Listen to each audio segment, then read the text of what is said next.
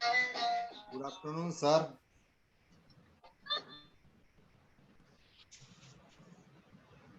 Good afternoon, Behra, sir. Yeah, good afternoon, Professor Desmukh. I think Speaker Sharma, sir, has joined. Oh, then great actually. So we are going to have this session very soon. Yes, yes, Yeah. yes.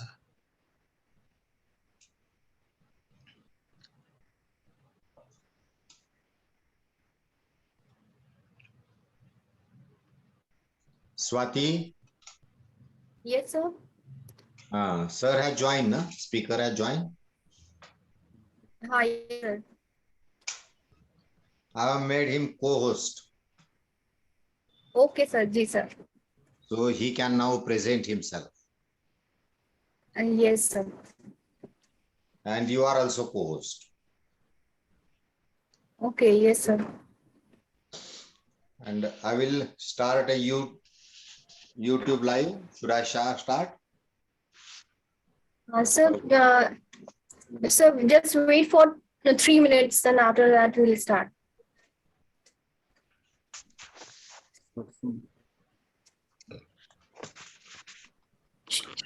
Dr. Sharma, sir, am I audible?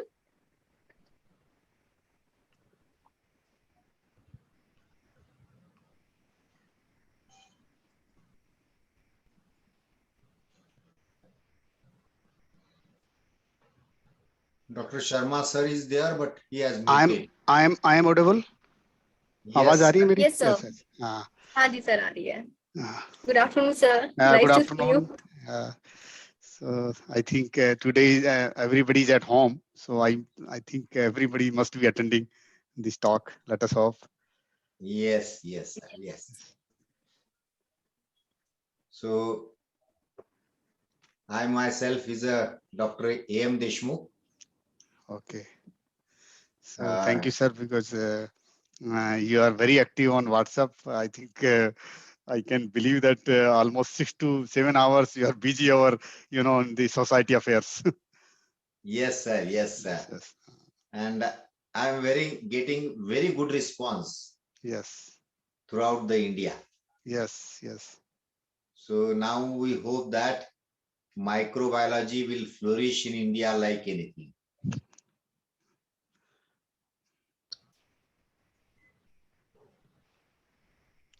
So And I people think are not joining. only not only this group is helping to the the senior people, but also the young generation for Yeah, the various yeah. type of information you are forwarding, like job prospects and other things. So I'm finding very useful. Yes, sir. Yes, sir. Particularly, we are having 2 Telegram groups, sir. Yes. Yes. Okay. In which in one group there are 9,700 students. Okay. Okay. And in other group about 700 to 800 students. Means totally more than 10,000 students are there. Okay. And we have approximately 630 live members.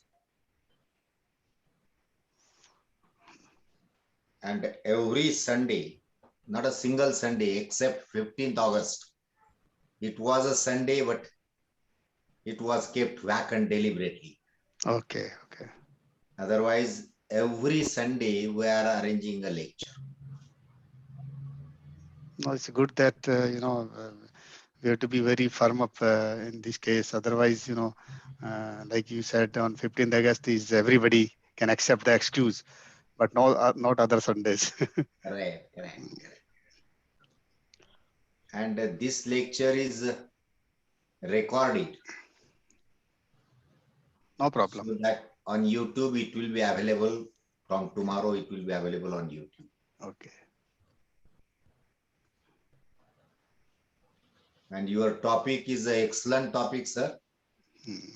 Because Actually, this topic is not maybe many of the attendees might have listened many times, yeah, but I will try to modulate in such a way yes, so that no, it is easily palatable to all group of members, some correct. students and like that. Yes, but let me tell you again, very few research workers are working on this topic in India also. Yes, yes.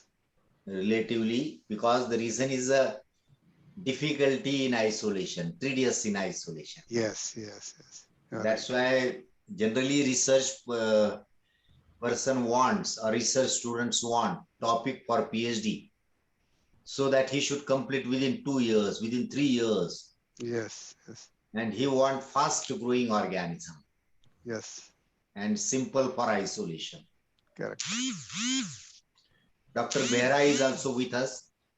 Dr. Behra is from Orissa. I am from Odisha. Namaskar, sir. Yeah, the topic is very relevant for Orissa actually, because here there are a lot of, mine related wasteland. Yes. It's very difficult to revegetate. Correct. So you have to take the help of this MC, this BHAM. But one of the problem is that sometimes we apply, but it is not coming up. That's the problem actually. Something related to the soil texture. Yes. So we have preliminarily, actually, we have tried, but we have failed actually. So, but I have an interest actually, because it is going to give us a solution, Yes. an environmental solution.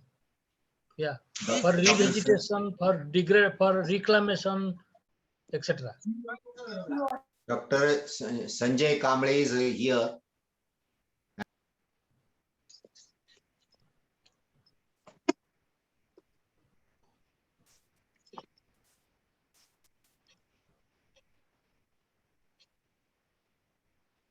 We can wait 2-3 minutes more because people are joining. So, Yeah. Yes.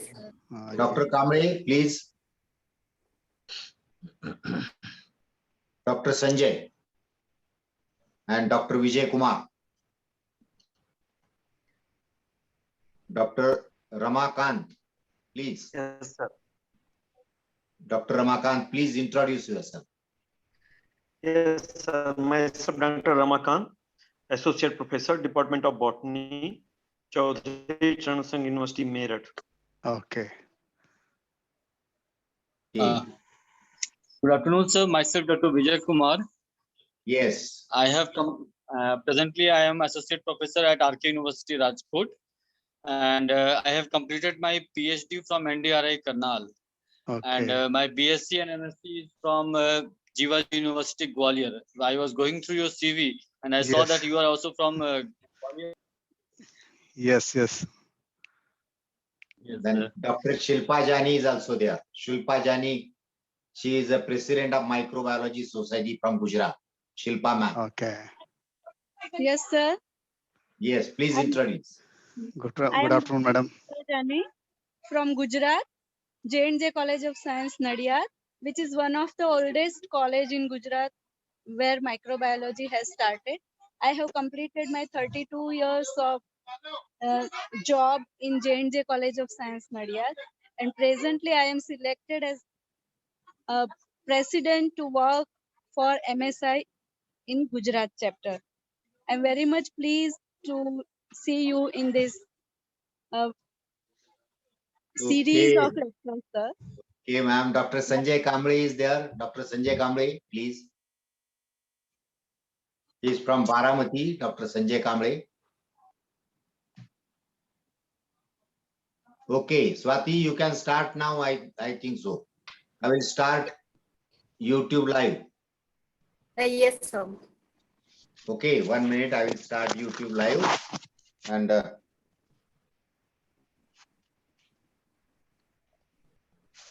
1 minute only. Yes, sir.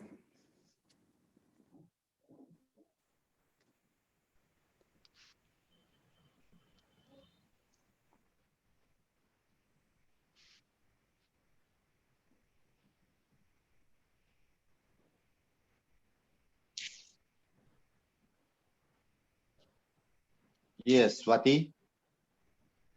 Yes, sir. Only 30 seconds are remaining for YouTube live. Yes. Okay. Okay. Now you can proceed. Okay, thank you, sir. Respected Professor A.M. Deshmukh, President MSI India, Dr. Shilpa Jani, President Gujarat and Goa State. Dr. Vijay Kumar, Regional Coordinator, Saurashtra and Kutch Region. Dear participants, which include students, research scholars, and academicians across the country. A warm good afternoon to all present in this virtual hall of 7th expert lecture in this series, organized by Microbiologist Society India in association with RK University, Rajkot, Gujarat. Also, on behalf of one and all present here in this virtual meet, I would like to take privilege to welcome our eminent speaker, Dr. Mahavir P. Sharma. Sir is Principal Scientist at Agriculture Microbiology Division and Principal Investigator, All India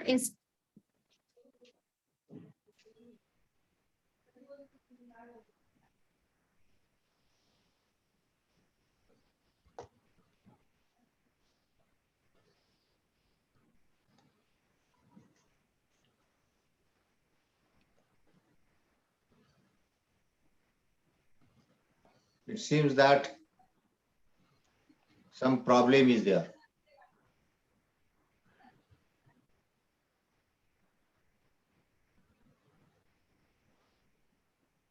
Is there any problem? Swati is disconnected. Yeah, Swati is disconnected. Yes, sir, there is some issue from Swati's side. So just give me a minute. I will sort it out, and we will. She will be back online.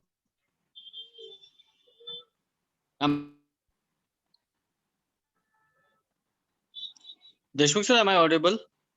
Yeah, you are audible.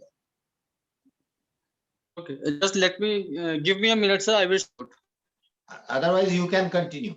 If you are having CV, you can continue.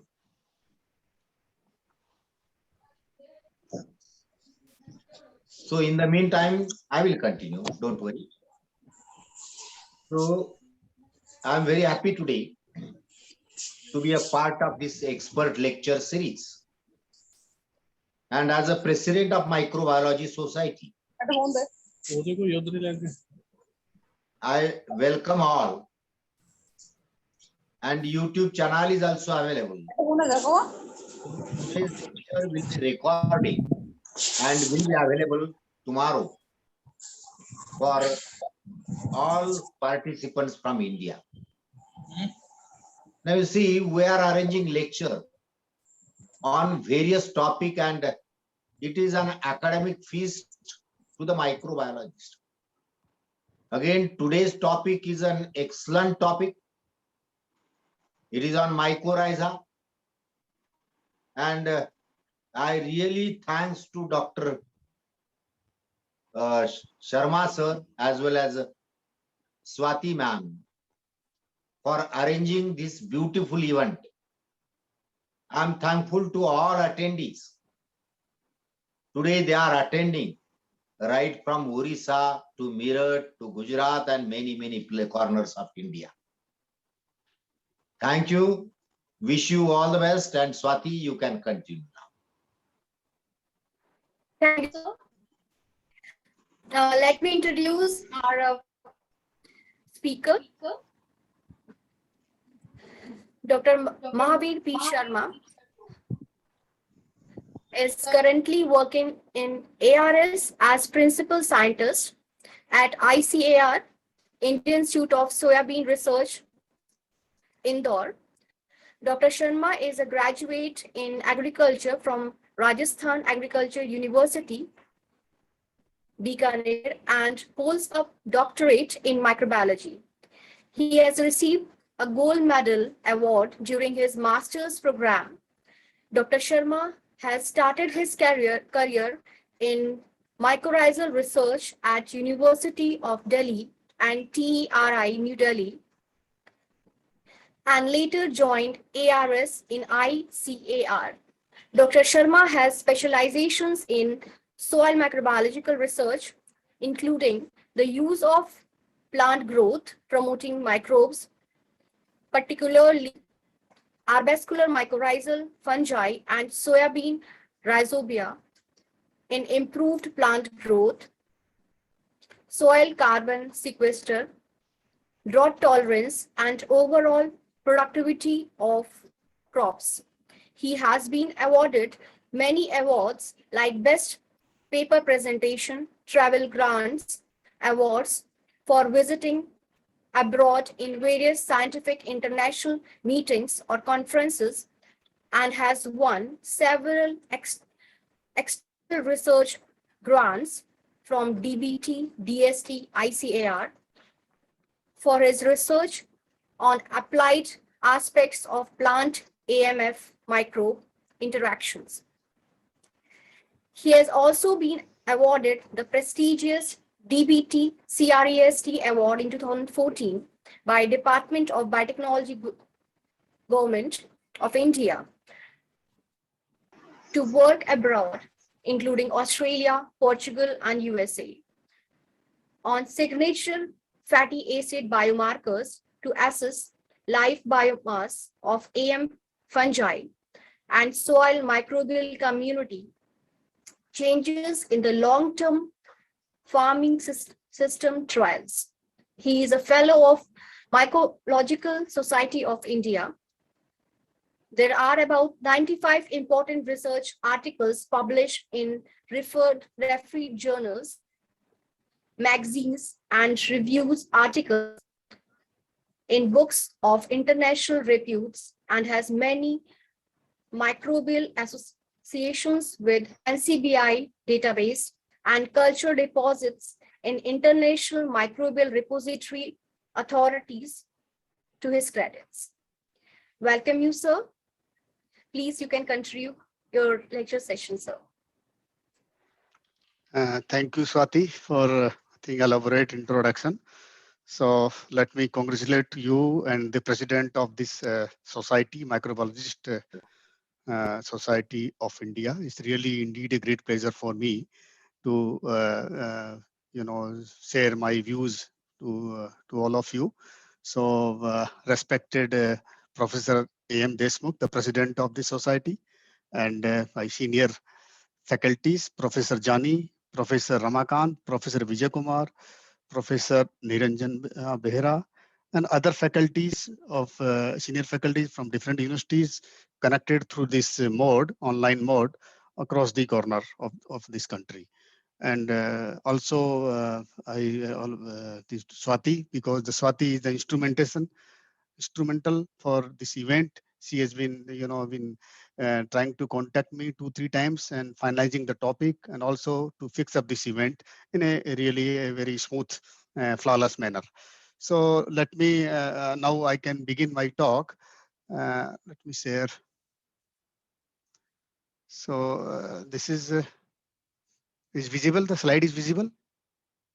Yes, sir. Okay. So the topic, today's expert series topic is the mycorrhizal fungi, a new generation fungal biofertilizer for application in agriculture and environment. This is the topic I have chosen to, meet the demand of all categories of scientists working in different aspects of microbiology, not only the microbiology, but also the agronomist, plant pathologist, environmentalists. They are also practicing mycorrhiza to solving the problem. Just a minute. Yeah.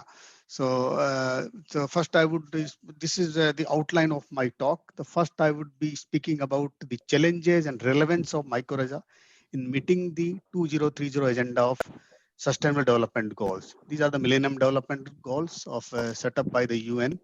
And we all know that at present we have 17 Millennium Goals, and this is one of the area where mycorrhiza is fitting well, where 2 or 3 goals are directly related to maintain the soil health, to the zero hunger, and also to enhance the input use efficiency. So this is really meeting the UN agenda of SDG, this mycorrhiza. And then I will be also speaking about how to manage the indigenous or native resident mycorrhizal fungi, they are present in the soil, because many of us, we don't have mycorrhiza to inoculate, artificially inoculate, and whatever available in the market are not true to type. So that is a genuine problem for all of us. As a microbiologist, we have to face a lot of problems and also allegations that microbiological products are not working. But we know the fact, what is happening in our country. So then how to manage the native mycorrhiza through the cropping system practices. And then I will be also touching about the mycorrhiza. It secretes one protein which we call glomalin. The glomalin is a soil protein. Glycoprotein is a sticky substance secreted by these fungi, and it is, it's very ecologically important in carbon sequestration or carbon mitigation. And I'll be also touching some case studies which we have attempted in one of our DST national program on soil carbon sequestration. Then I'll be speaking about the phospholipid profiling as a biomarker for mycorrhiza, as well as to assess the microbial communities. Whatever practices we are following and the long-term practices, we don't know what is happening below ground. So this could be a wonderful marker that besides, if you are quantifying DNA, and the sum of DNA, we will not able to recover, because the microbes, when the population reduces significantly, then it gives a problem to quantification of the whole genomic DNA. So the lipid profiling has added advantage. And I'll also touching about how to produce mycorrhiza, multiply mycorrhiza, and then how to test the quality. And then, of course, what could be the way forward to next to work on future aspects of mycorrhizal fungi. These are some of the challenges. As we know, the intensive use of external inputs, resources, chemical fertilizers, pesticides, irrigation, mechanization. We know these are the part of green revolution. At that time, it was needed, essentially needed. We have been importing a lot of food stuff outside our country. US was supplying. We are getting food, so especially wheat. We have been importing that time, 1965 or 60s. And then when the green revolution started, 1967, we started all these practicing all these practices like intensive practices which involve the fertilization, irrigation, mechanization. These are some of the facets of this green revolution, and that, as I repeatedly telling, that was needed at that time. But now we have food grain production sufficient, but still we have other problems for the storage and post harvest storage facilities, and those things are we are gearing up. But even then, we do require these things. So we have to look for these aspects to maintain our health. As we all know, the microbes has become a havoc for all over the world, the corona, and we all realizing that what to be done next. So only the cleanliness is one of the area. So similarly, for agriculture, the soil health point of view, we have to look for the some of the alternatives which we can, we can maintain the soil health through some techniques, so that without using much heavy or non-judicious use of chemical fertilizers, we can really achieve the productivity as well as enhance the nutrient use efficiency. Then that can definitely meet out our demand, which is the zero hunger. That is Millennium Goal 2, number 2 of Sustainable Development Goals. And as we know, whatever we are applying, we are not using that much response. So input use efficiency is continuously declining day by day. And whatever farmers we have in our country, the poor farmers, marginal farmers and the small farmers are more as compared to the large farmers. If you take the example of America, the United States, one farmer, almost 500-acre land and 1,000-acre land. Here, it is very difficult to get one farmer is having 1,000 acre. So fragmentation is a big problem. Mechanization, not fully we can adopt through the because the small holdings, the plot size are small. So that's why the farmer are not very inclined to increase the input use efficiency by applying the more modern techniques, like laser technique is one of them. How to enhance the input use efficiency, how to level the field. There are some of the points where agronomists are, although they are doing their best, but still we need to do much more than what we are doing currently. So input use efficiency we have to increase. And as we know that at present the temperature is alarming to all of us. If you see the example of 20 years back and now, at present we have the CO2 level is almost 413, and which is beyond. If you see 100 years back, it was 280 ppm, 380 ppm. So almost 25 ppm it is on the higher side, and it is not only impacting the plant but also impacting the soil health. Because the soil health, what? Because the microbes, and when we plant grows, the microbes, they also they can also change due to the plant growth as well as the plant activities, and that is dependent on the CO2 assimilation rates. So if you take you can predict after 50 years our CO2 level may be 450 ppm. That time 120 days crop like wheat, it may mature in 100 days. What will happen? The grain size will be much smaller than at present what we are having. So what to do? We have to look for alternatives so that we can reduce the CO2 level in the environment, also to harness, to get the benefit of all microbes which are present in the soil environment, so they can also flourish well and cope up with the change environment situation. The climatic aberrations are, is one of the area. So in agriculture, if you at present, if you see the thrust area, the climatic, we need to have a climate resilient microbes. In other language, climate smart microbes. That is the need of an hour, to look for those microbes. They can perform well under the changed climate, so that we can meet out our agricultural demand as well as the food demand, and also the meet out the zero hunger, the millennium goal number 2, and also the soil quality. As we all know, organic farming is everywhere. We see in all big malls, like a separate shelf is available where the higher prices are there. Of course, it is not very cost effective at present, but a lot of awareness is required. We can start our home itself, the organic farming. It is what? Because whatever we are throwing out, or maybe at present the government has already started door-to-door collection of our waste material, kitchen waste material, and then it is being recycled elsewhere. That is happening. And one day we will purchase, and we already started purchasing the manures from the corporations or Nigam, the manures which have been collected, the raw materials were collected from all of us. So that is could be one of the area, the organic farming. That way, and there is a myth that organic farming enhances the CO2 level in the environment. It is not correct.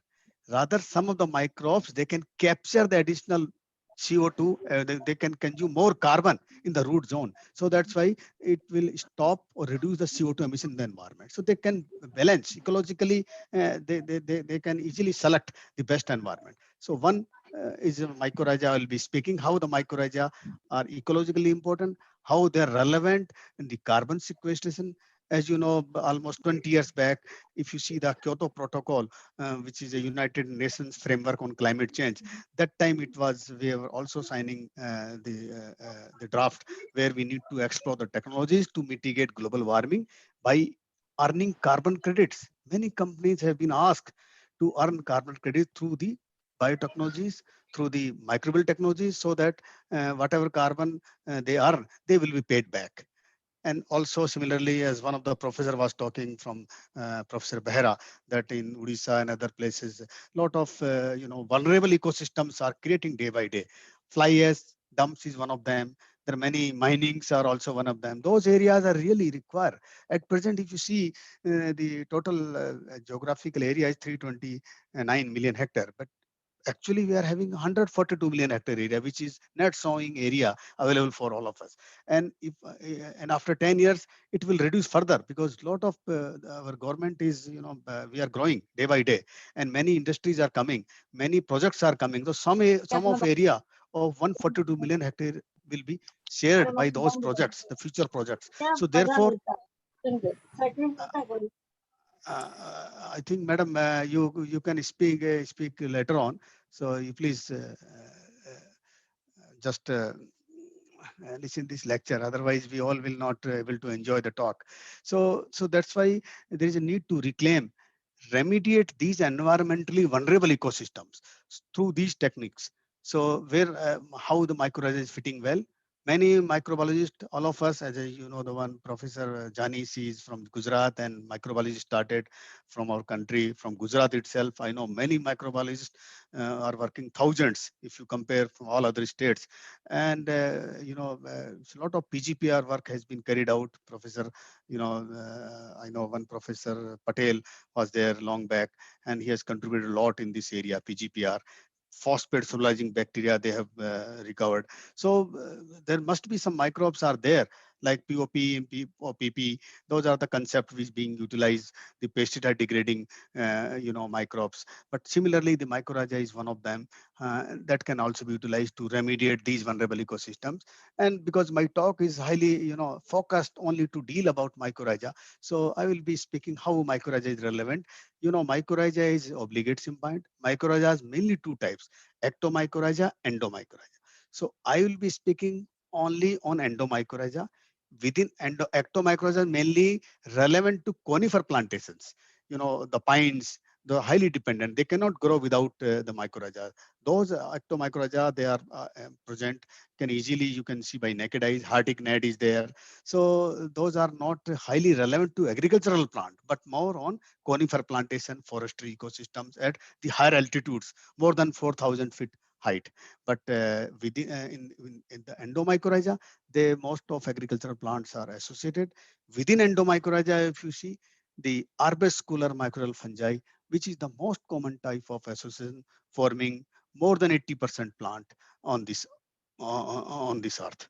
So most of agricultural plants are mycorrhizal. So only thing we have to, some exceptions are there. As you know, the crucifery family and mustard and Chenopodiaceae family, Chenopodium album, Bathua जिसको बोलते हैं. So these some of plants are exceptions. They do not form mycorrhiza. So those we should, somehow we have to, we cannot avoid those because mustard is also very important oilseed crop. But only thing we have to maintain the balance within the ecosystem or within the cropping system.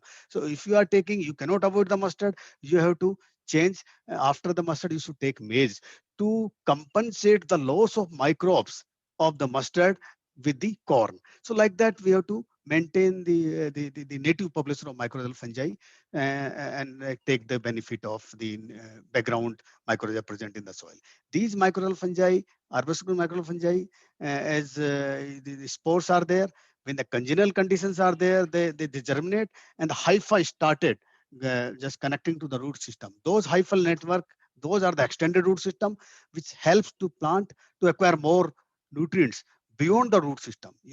About 1 meter, half meter is very normal. The hypha can travel, and so that the plant can better equip to explore more resources. The water is one of them, nutrient is one of them. Mycorrhiza is known to enhance the phosphate uptake in the soil. As we know, most of the work has been carried out on the phosphorus, and then the zinc also very important.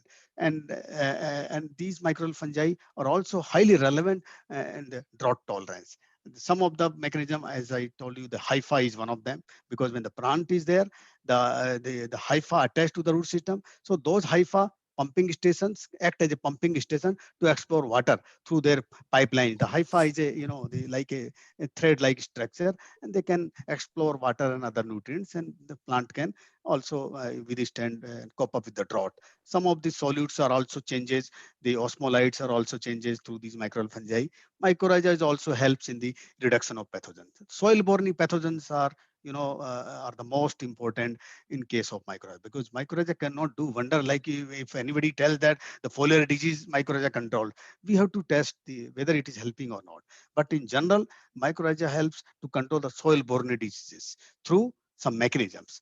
One soil-borne disease, if you take the nematode disease, plant parasitic nematode, root knot nematode disease, which is a hypertrophy, hyperplasia, the cell enlargement and cell multiplication. So that takes place in the tomato or other susceptible host plants. So that mycorrhiza can help to increase the sugars or some phenolic compounds, so that plant can also grow. Nematode is also there, but plant can withstand. So there is a masking effect, and also the higher phosphorus is there in the plant roots, so that reduce the nematode infestation. This is one example I'm telling you. So others are also there, and after this, mycorrhiza can also produce, as I told you, the some humic kind substance, organic glue we call glycoprotein glomalin, that helps in binding soil particles, aggregation, improves the soil porosity and the soil structure. Lot of work has been carried out. If you take the work of the last 20s, 2 decades, the work started in 2000, around 2000, the how the mycorrhiza is relevant to climate change. So this Relic group from Stanford University, the Silver Ridge experiment, they published in Nature in 2001, and they have grown the plant up to 750 ppm of CO2 under the phase experiment, free air compressed, the system, and OTP, open top chambers, using by regulating different temperature and CO2. And then they found that glomalin is enhancing at higher level of CO2. And that time, after that, the work started, and now many Chinese people are working in India also. Many people are working in this area. And as I told you, the mycorrhiza, it only needs what? It only needs carbon, and that carbon is provided by these mycorrhizal, by the plant species, the plant roots. Those plant roots, they secrete some root exudates, and we call carbohydrate. Those carbohydrates are being used as a food for these microbes, these mycorrhizal fungi. So mycorrhiza only need carbon from the plant, and plant needs nutrient, and which is provided by the mycorrhizal fungi. So this how they are mutually beneficial. That's why we call the symbiotic relationship. Mycorrhiza. Myco means fungi, rhizo means roots. So this is how this association takes place. And we also published one paper in 5 years back about in Current Science, how the mycorrhiza is helpful in the plant nutrition of crops through AM fungi, which is grew. And if you see the taxonomic position at present, it's a very difficult subject. And I never been fascinated, although I started my career with Professor K.G. Mukherjee, who is no more. And he was the leader of the the father of Indian mycorrhizal taxonomy. So I learned taxonomy from him, and I started, characterizing microbes, but through morphological features, through wall layer thickness, the hyphal attachment, color, and all these things. So that is still many people are practicing, but now most of people, mainly Europeans and US, they are working on molecular aspect, and that is very difficult at present, because the mycorrhizal fungi, they have the polymorphism is there. If same species you are growing at different places, you may get different type of DNA and band. So it confuse, and that is although debate is going on, many groups are being divided based on, they are having their own methodology, and that's being globally followed. We all followed, like Glomus introduces now based on the molecular taxonomy. Now it has been revised name as Rhizophagus irregulari. So we have to follow. Everybody is following. Earlier used to tell VAMF. Now we are telling AMF, arbuscular mycorrhizal fungi. Because all VAM are not forming vesicles. That's why we call AMF. But all forming arbuscles. That's why we call AMF. Correct name is arbuscular mycorrhizal fungi. At present, about 200 species has been described based on molecular and morphological. And we have 15 families, 31 genera. And this is one paper published about 9 years back. After that, some paper also published. But this is at present the taxonomy status. And then to manage these fungi under the natural systems, that we have targeted one long-term farming system. And long-term farming system is very much needed for all the places. Like I want to find out the region-specific fungi. So we have to target long-term farming practices where the farmers or any institute is having long-term system. So there we can find out the mycorrhiza, we can recover, we can identify, then we can target mass production. So that that's why I mean that we need to have a approach so that the most adapted, ecologically sound mycorrhizal fungi we can recover, so that that can serve the purpose of all the species growing in that region. So that is the beauty of this mycorrhizal fungi, because it is not like that the mycorrhiza 10 type of species, they require 10 mycorrhizal species. It is not. It is a site specific but less host specific. What if you take the example, any mine contaminated sites or like pesticide degrading sites or pesticide contaminated site. So those vulnerable ecosystems, the long-term practices are being followed. Their mycorrhiza is also surviving. Those mycorrhiza you can take, you can multiply, you can again introduce in those soils. So it is more of site specific than plant specific. And in this case, we have observed in one of the long-term trial, which is on maize and soybean-based cropping system, we observed the glomus is found to be most predominant, and we have published also long back. And you see here I think the legend in the x-axis is a little bit different, but here I from this slide I want to tell the soybean plus maize and wheat, if you follow this crop system, it will enhance the mycorrhizal fungi, and also it can also serve the purpose of sustain the grain yield also. Then after once we identify this long-term farming system, from that farming system plots, we have recovered the mycorrhizal fungi, and we have validated further. We have taken the soil and then we have grown the plant in the pots, and then we segregated. And after segregation, we have observed this is soybean, maize system, and these are the two hosts, soybean and this maize. And we have collected the soil, and then we have recovered the out of these systems, the glomus, the D type, the glomus intraradices, now the Rhizophagus irregulare is found to be the most predominant, and that is also this strain is also globally important, as most of companies, they are producing this species not only of pot culture but also root organ culture, which is a commercial technology using the agrobacterium rhizogenes as a bioreactor. They are mass producing using these fungi. These fungi, the beauty of this fungal strain is that it can produce intra-radical and extra-radical spores, yani within the root, outside the root. So that is good thing. You can produce in the pot culture also. You can use the root-based inoculum where the roots are packed with the spores. So this strain we have identified, and after the identification, we have further optimized the method of multiplication. So in nutshell, the crop rotation affects the mycorrhizal parameters. The maize found to be the best in harnessing more MA biomass. Conventional reduced, because one more area that if you do the frequent tilling, it reduce the break up the hyphal biomass. So we should minimize the tillage practices so that whatever mycorrhiza has been, I mean, when you do the frequent tilling, the network of hypha is broken, and then you will lose the population. So we need to reduce the tillage practices. If you see, we can predict after 50 years, we will not be having diesel or petrol. We will not be running our tractors. We may be only requiring some of the practices which can sustain the crop yield as well as the soil health. So this could be one of the area that reduced tillage we should advocate and we should promote, which will enhance the not only the mycorrhizal biomass but also the other part of other microbes which are present in the rhizosphere. Though this glomus found to be the most predominant, and then we one area definitely it comes that how to characterize or how to detect the best mycorrhiza suitable to a particular plant species. So there are many ways. Some people use the spore count basis, like they grow the plant and then they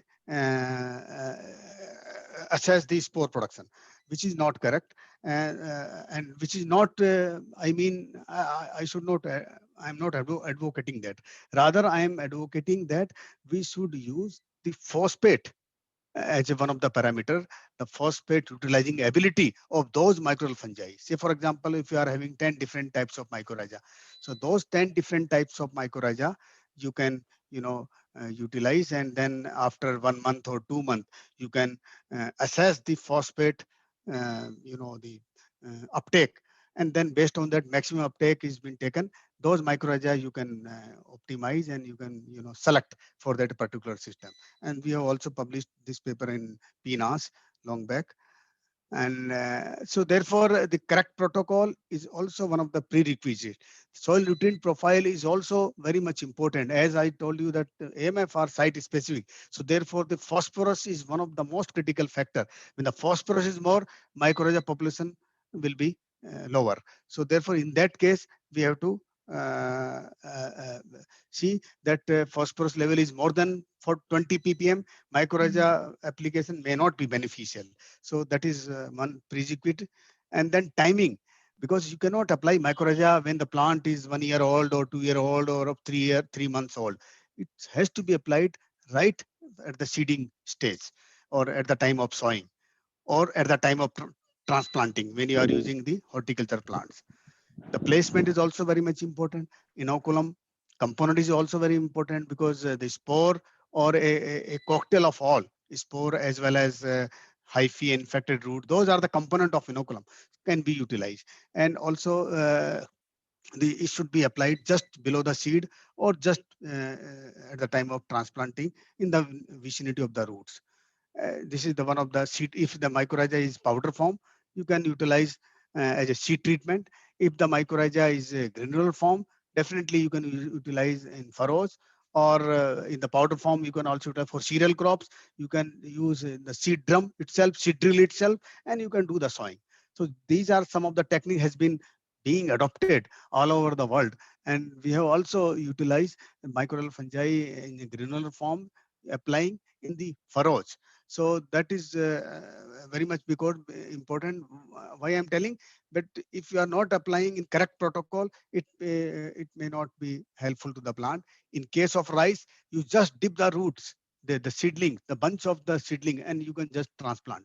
So some mycorrhiza will be transported through the root, as well as when the plant established, you can apply some more mycorrhiza there for to increase more mycorrhizal biomass, so that the colonizing ability of a particular mycorrhizal fungi will be ensured. So and mycorrhiza can be evaluated for any plant species, and the mycorrhizal dependency, it is a highly variable, and it depends on the plant. When the plant internal P requirement or the phosphate requirement is more, then it will be dependent not much on mycorrhizal fungi for the benefit. So we need to establish relationship. We need to find out for example, if your target to grow a onion in a particular area, and you want to take the benefit of mycorrhiza, first you see what is the requirement of the phosphorus in that locality. When the plant flourishing well and giving the maximum output, those phosphorus level has to be find out, and at that level you have to see how mycorrhiza can curtail further. So that's why we can further utilize the mycorrhizal fungi for the reduction of phosphatic fertilizer. As I told you, mycorrhiza benefit to variety of plant. Some of the exceptions are already there, I already told you before. So only and the forestry plant, the mycorrhiza has a tremendous potential, because these are the container grown seedlings. When you grow any plant, any horticulture plant species or any forest plant species, you have to prepare the seedling first in the poly bags or polythene bags or mother beds. There mycorrhiza you can apply, and at the time of transplanting, one more dose you can apply. So this protocol works very well, and we have published long back in very good journal there how one Erythrina indica coral tree can benefit at the low moisture condition, and mycorrhiza can stimulate some of the enzymes and also reduce the drought stress, the moisture stress through these in the plant species. And these mycorrhiza can definitely save the phosphate. We can save a lot of phosphate application. In onion, we have found out 25% saving of phosphatic fertilizers. In case of, we published in biological agriculture and horticulture, and a very tremendous response. Onion can be grown on raised beds. The aerobic system is there, and there plant are already colonized with these fungi. This is a transplanting crop, and I mean that when the seedlings are already colonized and then you have transplant on the raised bed, the further colonization takes place, and the plant can the size of bulb enhance tremendously, and it can supplement the use of phosphatic fertilizers up to 25%. In acacia forestry plant species, we also find out here. From this slide, I would like to highlight here that when the phosphorus level is 0.53 ppm background layer, and when mycorrhiza is there, without mycorrhiza, different phosphatic levels we have created in wetting and drying cycles in the soil, and you have find out 20 ppm with mycorrhiza is equivalent to 40 ppm without mycorrhiza. See, even higher. So it can reduce the internal P requirement of the plant when the plant is mycorrhizal. And this we have published in Mycorrhiza in 1996, long back, and it is a highly cited paper. And again, wheat also, the flat system and the raised bed system, the response is more on the raised bed system as compared to flat system. So the point I want to highlight here, the practices are also very much important to get the more advantage of these fungi. Really, it is wonderful when you grow the plant and the flat system, when you grow the plant and the raised bed system, and it is scientifically true also. When you grow the plant in the raised bed system, it enhances the more aerobic microbes. But the all PSB microbe for the plant growth promoting purpose, those increases when the more aerobic system is there. So these microbes are aerobic microbes, the gram-negative bacteria. So these mycorrhizal fungi enhances, and the whatever hypha they produce more, those hypha also packed with the nutrient, and those nutrients and organic carbon, it is a food for those microbes, bacterial population, traveling around the rhizosphere. So this system we have also published. In strawberry also, we have worked out when we use the mycorrhiza at 150 kg, strawberry is something which require very high P demand, phosphate demand. And this experiment we have carried out on two plants, lilium and strawberry. And these two are mainly more micro-propagated plant, because normally the tissue culture technique is being used. And in the tissue culture plant, the major flaw, the problem is that when you transplant in the polythene bags, from the rooting media to polythene bags and then polythene bags to the field, the taproot systems comes very late, and by that time anything, if you are not watering properly, plant will be victimized due to low moisture and because lack of taproot. So this mycorrhizal fungi uh, enhances the taproot system. Otherwise, without mycorrhizal fungi, the lateral roots are coming more and plant is not able to grow very well. So that's why this mycorrhiza has a tremendous potential in the hardening phase. In the tissue culture industry, it can save a lot of energy requirement, during the hardening phase. So, and we have worked out that we can save up to 45 kg of phosphate demand when you use the mycorrhiza. And this we have published in the Canadian Journal of Microbiology long back, and we have find out it is mycorrhiza can save up to 35% cost economic, and 70 kg phosphorus demand can be comparable with 200 kg phosphate.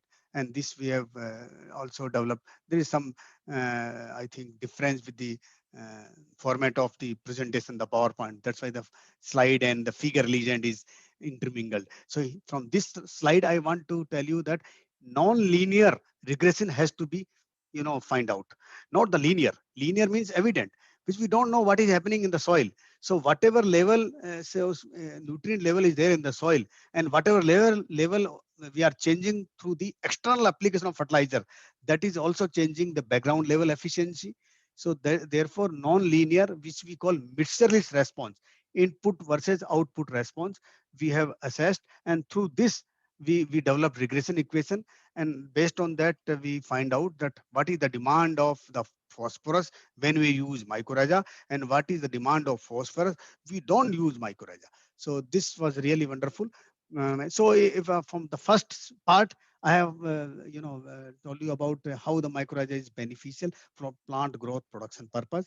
Now I would be speaking about how mycorrhiza is helpful in the carbon sequestration, because the mycorrhiza, as I told you, that it secretes some soil proteins which we call glomalin, which enhances the soil aggregation, and also the enhances the carbon, and carbon sequestration takes place. Carbon sequestration means capturing of carbon in the root zone. So because it only the require carbon, the mycorrhiza, and it is in a stable form, capture within the root zone, and so that and whatever requirement is required by other microbes can be fulfilled, and remaining is captured in the form of glomalin. The glomalin, account for almost 30% of total soil carbon biomass, and it can, resistant up to 42 years in the soil. Humic acid is coming in the market, which is nothing, which is a glomalin. Part of humic acid is glomalin. If you extract the glomalin, concentrate the glomalin, dilute with other things, it is coming in the market as a biostimulant. It is happening, and we do not have the facilities to what is happening and what kind of compound is there. So it is, in our country, we are very generous, and really our motto is that only to produce the crop production, and whatever way farmers are in our country, lot more to be, we need to be literate them properly, so that they can understand whatever the science we are doing, and only through this way the series of lecture, definitely some way it will percolate to them also, progressive farmers, through us.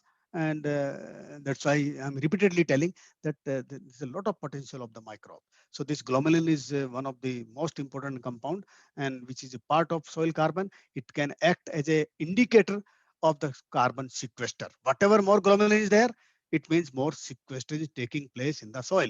And if the more productivity is there, it means whatever nutrients are there being mobilized by macrobial fungi, at the same time carbon is also captured, so that it reduces the CO2 in the environment.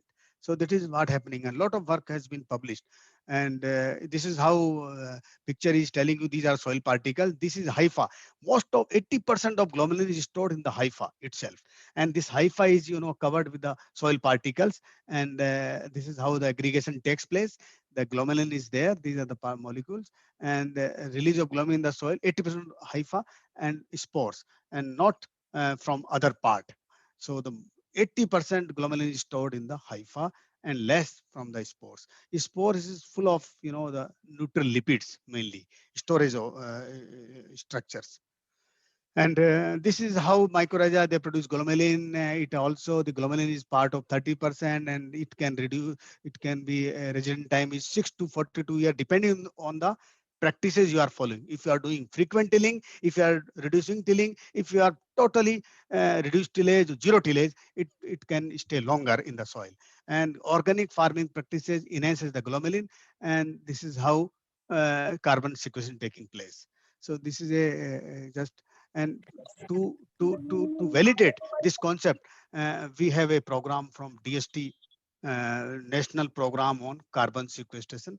We have been given one program for 4 years, and we have assessed, and we have developed the two types of system, the short-term system and long-term system. Long-term system, no mycorrhiza is there, but cropping systems are there, like soybean, chickpea, soybean, wheat. So almost 15-year trial we have targeted in this project, and one trial we have created ourselves. And then this is how the maize, soybean, and then this is a long-term trial. And these two trials we have targeted to assess the carbon pools, glomalin stocks, total glomalin, and microbial biomass carbon. All we have done, these are the pool of carbons, and so that in totality we can find out what is happening. And these are the some of the methodologies being used, like for root colonization, all published and well established techniques. So only thing that we have to follow correctly, that is the only take home message, that we have to be follow the correct protocols, and it's already published. Only thing that we have to follow the correct. This we have optimized in our laboratory. You see, when you extract the glomalin, this is very bulky, like a mercury, very heavy particle, and very sticky, many times stickier than the Fevicol, this glomalin. And you see color difference, very evident when you grow the plant under organic, and then you apply mycorrhiza and see the color of the extractant is darker in organic without mycorrhiza, less darker. In inorganic, only fertilizers, the color is yellow. It's very less brown, no, and very clear cut indication that how the glomalin is being produced in different cropping system. So we have also find out the how much glomalin is contributed. The maximum contribution we have observed that soybean plus maize, it can harness not only the crop productivity, sustain the crop productivity, but also capture more carbon in the root zone. And we have recovered up to 18% of the carbon from through the glomalin. And here I would like to show you the carbon stocks and glomalin stocks. Wherever the stocks, the soybean plus maize is there, the production is higher. And this was very clear from the next slide and from the long-term trial. These are the 6 different practices like soybean weight, soybean wheat, and soybean chickpea in 3 practices. The third is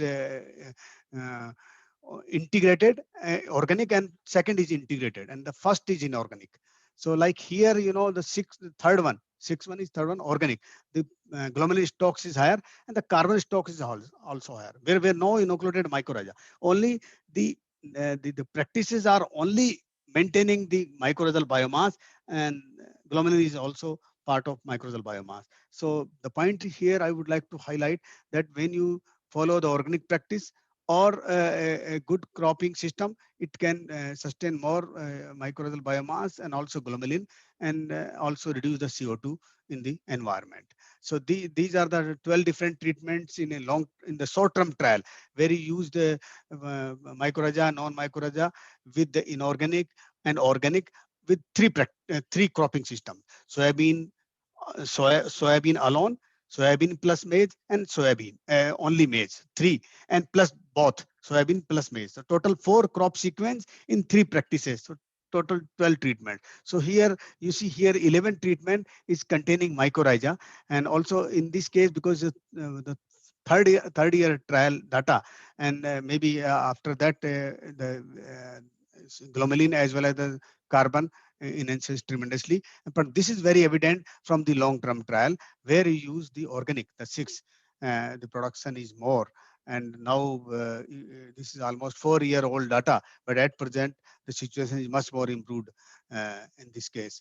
So adoption of appropriate crop and conservation tillage practices not only maintains the crop yield, but also maintains the mycorrhizal biomass, which also have more glomalin, thereby enhancing the stable carbon sequestration in soil health. So this glomalin is also indicator of soil health.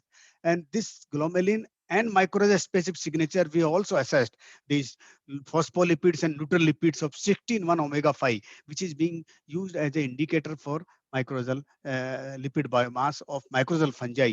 And it is being used, and we have published recently European Journal of Soil Biology, and that tells you that how the zero tillage or minimum tillage practices enhances the glomalin and also other parameters. And this is a very clear-cut evidence that not only glomalin, other biochemical parameter like lipids, M signature lipids enhances the same way, the highly positively correlated. So this was really a wonderful study. And when we see the yield, see here organic, I was talking the 12 treatments are these, like 4 practices in 3 cropping systems. The mycorrhiza organic under soybean plus maize becoming highly sustainable on long term. When any farmer using the mycorrhiza without mycorrhiza under the soybean plus maize under organic, it can also take care of mycorrhiza present in the environment or in the background level or resident population. So this can sustain for a longer period, and this has been evident from this experiment we have carried out. And the glomalin is not only, you know, the biomarker for carbon sequestration, but also helps in heavy metal sequestration. This one slide very clear cut, and I will tell you this is one of the high impact factor, 10.5 international impact factor, published in Journal of Hazardous Waste. And it was very this work is from DBT part carried out with collaboration with IIT Guwahati under the Northeast collaborative project. And this in this project we have assessed how glomalin is correlated with heavy metals. So what happens when we assess the different parameters, the nutrient parameters, biochemical parameters, and lipid parameter? Wherever glomalin is higher, some metals were at the lower level. So it means those metals were biostabilized, but at the same time, more NPK level was reported from those, the sampling sites. So that indicates the mycorrhiza is helping as a soil health promoter in terms of glomalin. At the same time, reducing the bioavailability of those metals. So that was the main take-home message from this work. So this glomalin is one of the area where one can start. As the third one is the lipid, how the lipid biomarkers can be used for AMF biomass and the soil microbiology community change. Everybody we knows that DGG and other molecular techniques has been taking place, but in our country, not much work has been carried. Only one laboratory in CSIR Bhavnagar was working, but now at present I don't know whether the facility is functional or not. But through my this DBT Crust fellowship, I could able to establish this facility at our institute. And this lipid profiling is wonderful.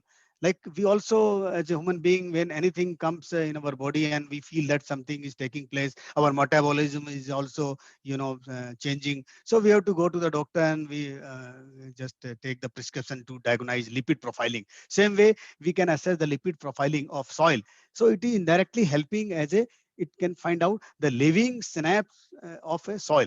What is happening in the soil? It will tell you. So the whatever microbes are there, the living microbes are there. So lipid, it can be reflected through lipid biomarkers. So this is one of the area where we can, strengthen. And those lipids have been published long back, but after that, the leader is Europeans. Europeans are working more on lipids in case of the community profiling. And China also, they have started working. Of course, US from Ohio State University, Richard Deek and other group, they are working. And India, we have also started 4 or 5 years back and published a couple of papers. And in this case, I want to tell you that mycorrhiza, 16-1 omega 5, nutrilipid and phospholipids are acting as a biomarker for AMF fungi. So these biomarkers are really very wonderful. If I provide a 1 gram of soil to 10 different microbiologists, you will have 10 different types of reading, 10 different count of microbes or microbial count or spore count. But the lipid profiling, only the machine will tell you the time and everything, spectra. So the chances of manipulation is negligible. So this is one area and you can assess the gram-negative bacteria. There are cyclopropyl 17O, 19O. Those microbes are helping as a acting as a gram-negative bacteria. Gram ISO or anti-ISO, as we all know, it's also being used in FAME. You can through FAME you can characterize microbes, as although 16-1 this RNA sequencing is available, so we have to validate through that. But you can have indication if a microbial culture having higher biomass of ISO or anti-ISO branch fatty acid, it means it should be a gram positive. So actinomycete 10-methyl, fungi 18 to omega 6 is protozoa. So these are my biomarkers we can find out, and we have recently published 2 papers in one in current microbiology, where we assess the mycorrhiza quality through the lipid profiling. One paper we published in ecological research 2 years back. There we find out different ecosystems at different altitudes, how the lipid profiling changing. And from this long-term trial, we also, validated how the different types of practices, the lipid and neutral lipids are changing. So wherever the organic practice is there, the lipid biomass is more, and inorganic practices, they reduce the lipid biomass. And I think there is some format difference. That's why the slide is not clear to me. But from this slide, I would like to tell you that how the lipid and the nanomoles lipid microgram per ml soil is changing across the cropping systems. So that you can validate your cropping system. As I told you, the maize with organic is harnessing more. And this also from the chickpea and this thing, soybean. And the yellow is telling the bar is depicting the organic practice. And and then we assess the principal component analysis. The intercropping maize, intercropping soybean, maize alone, soybean. You see here very clear cut that whatever groups are there, the under the maize, most of the biomarkers are concentrating in the maize plots than the other plots. So this clearly tells that this can easily explain the role of maize in the maintenance of higher lipid profile, lipid biomarkers. So community profile is enriched in case of maize. And also the long-term trial, soybean, this chickpea and soybean wheat. Here also the soybean wheat is covering more, the biomarkers as compared to soybean chickpea. So, and soybean wheat is more prevalent in our country. So from this slide, it also tells us clue that is more sustainable. And then after the last component, how to produce this mycorrhizal fungi. As I told you, mycorrhizal fungi is good for plant health. It is also good for carbon sequestration. It is also good for heavy metal reclamation and also good for horticulture industry. But how to produce? As we know, the mycorrhiza has been notified, Government of India in 2010 in the Gazette, that is in the FCO Fertilizer Control Order 1985 as one of the notified biofertilizer, almost a decade back. But at present, where we are, many companies are producing mycorrhizal fungi outside our country and selling to our country. Various market channels are there, so they procure mycorrhizal fungi outside country, and then they enter in our boundary. So this is happening. Some countries, some the companies, they are also producing in our country. We are also producing little bit for the training purpose, but we don't have the production facility at present. But it is wonderful that we should have our own production. One way could be a hot, because it's obligate symbiont. The pot culture is the well-tested method, because well-adapted strains are there. It may germinate, it may not germinate under in vitro system. So this is the area where still 90%, even more than people are working on the pot culture method or the this raised bed system. This is the marigold and this is the corn or sorghum we can use as a trap plant. And this trap plant, this is a the carrot. Carrot is also very good host. So we optimize that on the cycle basis, that every 3 months we have to keep on changing the host, so that we can keep on producing mycorrhiza and take and keep on harvesting the root biomass. We can chop the roots, we can prepare different formulations, and you can assess the count if that fulfills the requirement of fertilizer control order, the technical specimen of the as per the gadget. You can use as a inoculum, you can sell. And this we optimize that use of marigold, maize, fenugreek, sorghum, barsim, maize, this on rotational basis. And this one special issue has been published in Fertilizer News long back, and that can be utilized. And it can also be, we also published in the experimental agriculture long back, a carrot. We optimize the carrot in 1 square meter raised bed, and you just keep on harvesting and every 2 months. But provided if you have a starter culture, very rich, and the substrate also should be very rich in organic. Like you need to optimize the organic substrate which can produce more mycorrhizal spores. That we have optimized in this case. And from this slide, it tells you that you can achieve the maximum production of about 12 million infective propagules per meter square in 72 days. Once you have a starter culture, very highly enriched starter culture, you can achieve. And that is only possible if you are using a proper substrate with a proper management practices. After that, as a soybean, that there's a lot of waste is produced when we mill the soybean. So one waste is hulls. We have used 6-7 hulls, 6-7 types of waste. So you see here different types of waste being amended in the substrate. From the long-term farming system trial, we've collected soil, and then we have mixed with the sand, and then first we have optimized which substrate is good. So I've been processing mill substrate. So only out of these, only few substrate could support the plant growth, rest not. So we have removed those, and we have targeted out of all which one is the best. So soybean hulls, this is soybean hulls, and this is vermicompost, was found to be the best combination, and we have optimized it, and we have produced the propagation is tremendously significant increase than other combinations. And we have also published this paper in Current Microbiology in few months back, and based on the spore, and this is a colonization taking place, and these are the parameters through this we can assess the quality. But the lipid profiling, as I told you earlier slides, this could be also used as a biomarker to assess the mycorrhizal fungi. And this we have optimized. We have also examined through this experiment in the hulls or vermicompost amended. It is very clear that the NLFA, PLFA, the NLFA is higher in this case where the hulls is there, and this case the PLFA is not, because the PLFA is also contribute to gram-negative bacteria, but NLFA is only 16-1 omega 5, the signature lipid. And the PLFA, the mainly hypha, it contribute, but also indicator of gram-negative bacteria.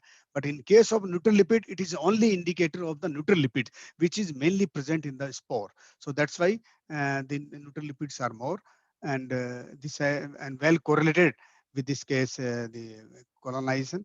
And we have published this paper in the current microbiology.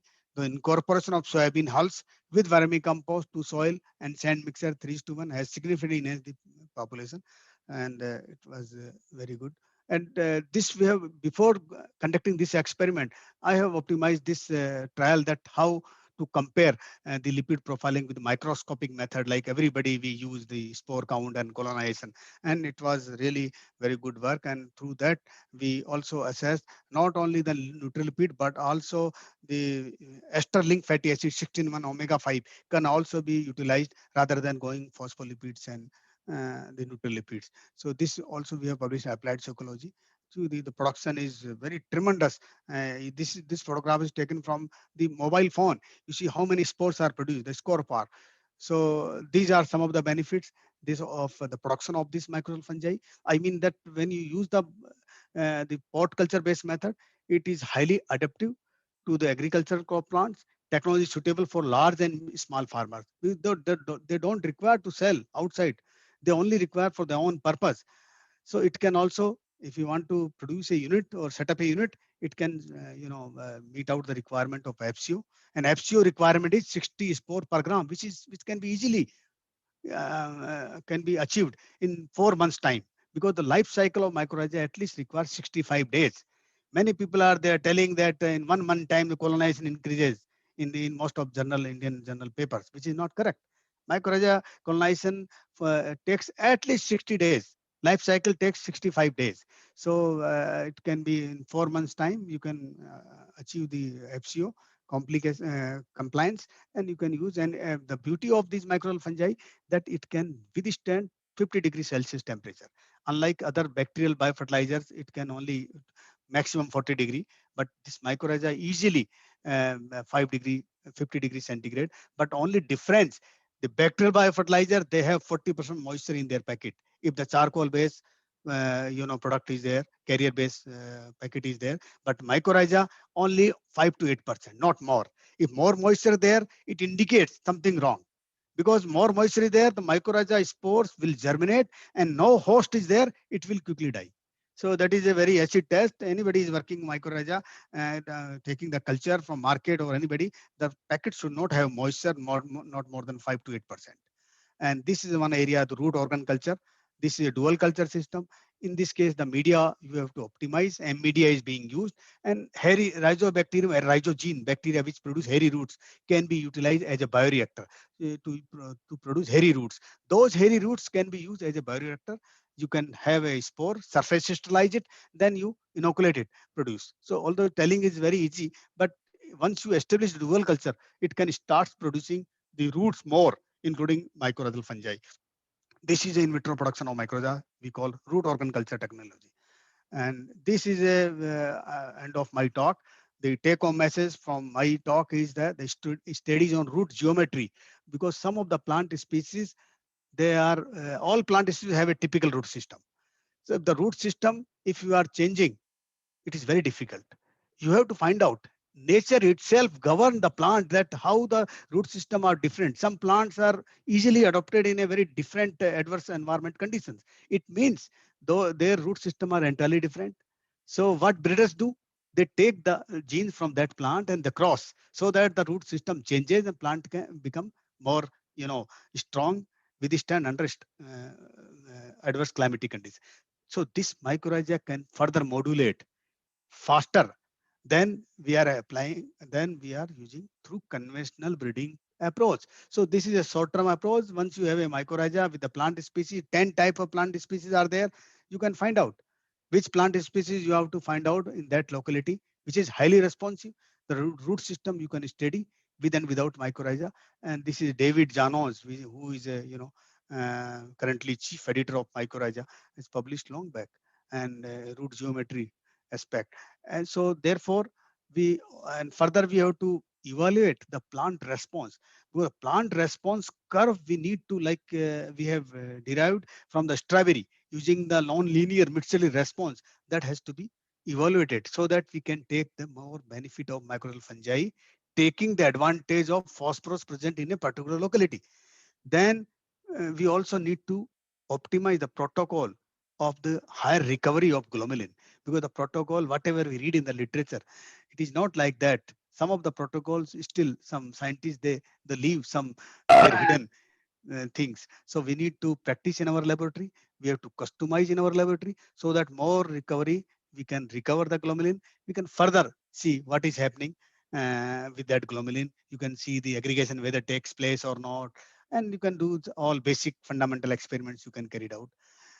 Then mass production of mycorrhizal inoculum, which is and its quality, employing the signature lipids and the quantitative PCR using probes can be one of the potential area to assess the quality as third party evaluation. Because whatever product is there in the market, like I developed technology, I should not say it is best.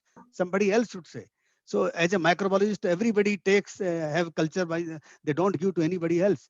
If a product is being targeted for the commercialization for the farmers use, it should be given to the maximum people and ask them to provide the feedback. So that could be one of the area, and through that these techniques can be used.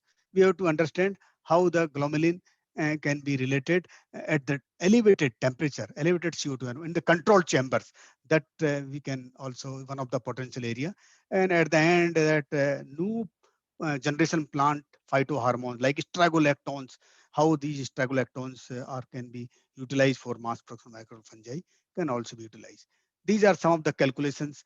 One can use this 2005 climate Journal of Climate research article. It's very clearly written there in that article how the carbon sequestration at the large level, at the regional level, we can uh, calculate the impact of forest ecosystem. Say, for example, 100 acre, you have done the mycorrhiza plantation, and then you want to assess what is the carbon sequestration is there. So through these calculation, you can find out. These are the world top agriculture industries. The future is safe for all microbiologists and biotechnologists. A lot of potential is there. Still many takers are there. And at the end, I must acknowledge the USD ARS for providing me the DBT Crest Fellowship to work on signature lipids. Of course, the DBT, DST for funding, continuing support to work on mycorrhiza, and the ICR funding, and my director. And at the end, the president of Microbiology Society and the convener, Dr. Swati, for organizing this expert series, and all of you who joined, for more than 1 hour to patient hearing. So thank you very much. And if I forget, these are my colleagues under whom, because I cannot do alone everything. So these are my, the ambassadors of the mycorrhiza research team. Some have, like Richa, she has done almost 7-8 years with me. Now she recently joined MS Swaminathan Foundation in Chennai. Rest all we are working together, and I'm very happy that everybody is contributing to their best. And I wish all of them to best of luck. And I thank you very much. So if there are any questions, I would be happy to answer. Thank you so much, sir, for explaining each and every point in such a depth manner. Thank you so much. Participants, if you are having any of the questions, you can ask. There is one question in the chat box, Swati ma'am. Yes, sir. And Devraj has raised his hand, his finger. Devraj. Yes, sir. Sir, from the participant side, one question is that how can we isolate this mycorrhiza? It's very difficult. Please give them some insight for that. See, isolation is not very difficult. Only thing, recognition is very difficult. When you isolate using the wet sieving and decanting method, because some of the preliminary thing I deliberately missed, because preliminary thing like how to isolate and how to recover from the soil. So very 1963 technique, wet sieving and decanting technique, which is also being utilized by nematologists. How to extract the nematode from the soil. The same technique is being used. to isolate the mycorrhizal spores from the soil.